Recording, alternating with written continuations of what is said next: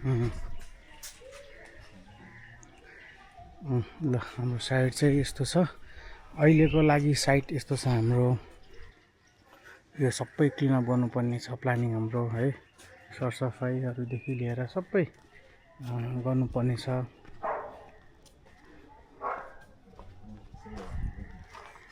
Garden यस्तो छ हाम्रो।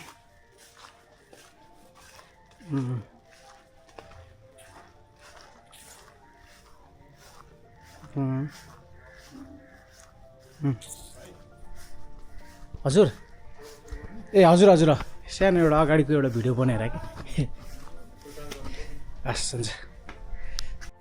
Hello and namaste and welcome to the Eden garden Nepal च्यानलमा है त। आज यो भिडियो चाहिँ अलिकति विशेष हुने चाहिँ किनभने हामी एउटा पुरानो बिग्रिएको गार्डनलाई फेरि नयाँ बनाउँदैछौँ है। अनि यो गार्डन अनि सरसफाइ नगरेको चाहिँ अराउन्ड 1 वर्ष प्लस भइसकेको रहेछ। यो घरमा चाहिँ रेन्टमा दिँदै आइरहेको थियो एन्ड देन 1 वर्ष जति भयो। अनि यसमा चाहिँ मान्छेहरू पनि थिएन रहेछ। त्यही भएको कारणले गर्दाखेरि गार्डनहरू चाहिँ प्रपर तरिकाले क्लिन केही पनि गरेको थिएन। सो आज चाहिँ हामी यो सबै क्लिनअप गर्नेछौँ। अनि अर्को एउटा इन्ट्रेस्टिङ चाहिँ हामी 4 वर्ष पुरानो एउटा फिलोडेन्ड्रोन सेलमको प्लान्ट पनि हामी त्यसलाई पनि काट्नेछौँ। अनि यहाँ भएको घाँसहरू सबै हटाएर हामी दुबोहरू पनि लाउनेछौँ।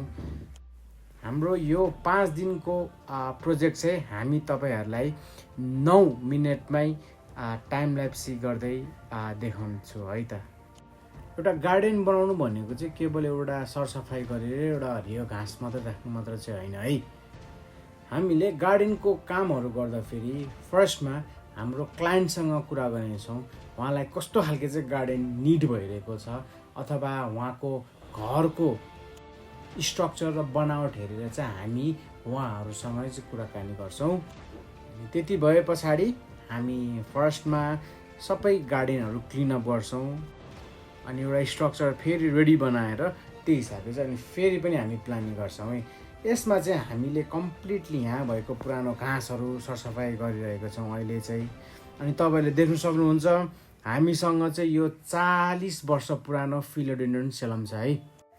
यति लामो समयदेखि हुर्किरहेको यो प्लान्टलाई चाहिँ काट्नु भनेको चाहिँ सजिलो कुरा चाहिँ होइन है। तर हामीले चाहिँ कतिपय समयमा कस्टमरको डिमान्ड र कतिपय समयमा चाहिँ हामीले प्लान्टलाई चाहिँ अति नै अत्याधिक ठुलो भयो भने चाहिँ हामी यसलाई प्रुनिङ कटिङहरू गरेर चाहिँ एउटा नयाँ प्लानिङहरू चाहिँ हामीले गर्नुपर्ने हुन्छ है।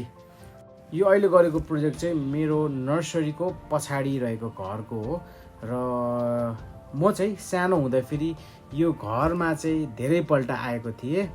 सो कति इमोसनल मोमेन्टहरू पनि यसमा चाहिँ एट्याच भएको छ है। यसै गरी चाहिँ हामीले त्यहाँ देख्नु सक्नुहुन्छ एकदमै पुरानो बर्ड अफ प्याराडाइज नलिनाको बोटहरू पनि सबै निकालेका छौँ हामीले यो काम चाहिँ अहिले साउनतिर गरेको कारणले गर्दाखेरि यो चाहिँ धेरै च्यालेन्जिङहरू चाहिँ आकाशको पानीहरू परिरहेको छ र माटोहरू चाहिँ अलिकति डिसब्यालेन्स भएको अझ खल्टोहरू परेको चाहिँ तपाईँहरूले देख्न सक्नुहुन्छ है।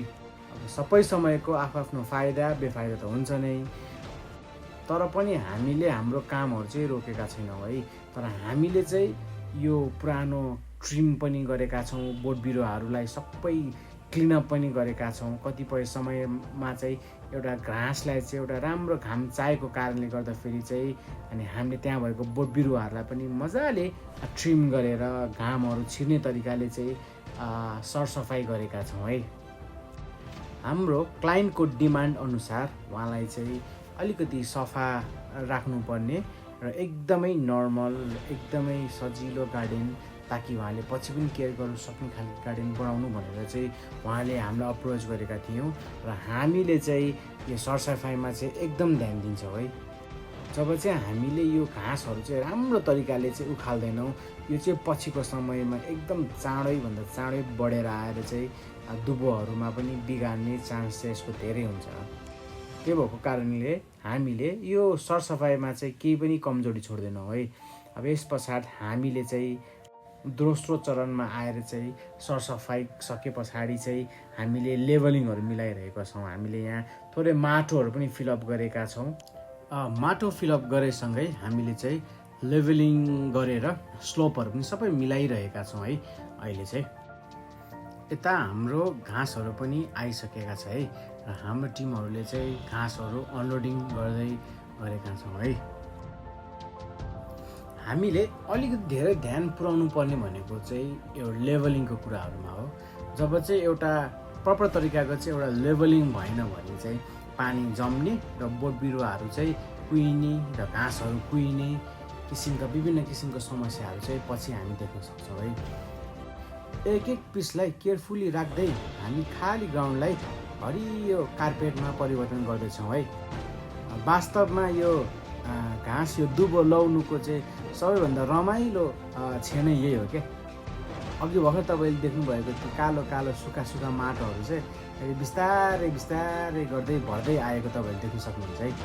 अनि अर्को एकदम विचार गर्नुपर्ने कुरा चाहिँ हरेक पिसलाई चाहिँ सही पोजिसनमा राखेर चाहिँ ग्यापहरू चाहिँ एकदम कम गरेर चाहिँ यसलाई चाहिँ हामीले माथिबाट चाहिँ प्रेस गर्नुपर्ने हुन्छ।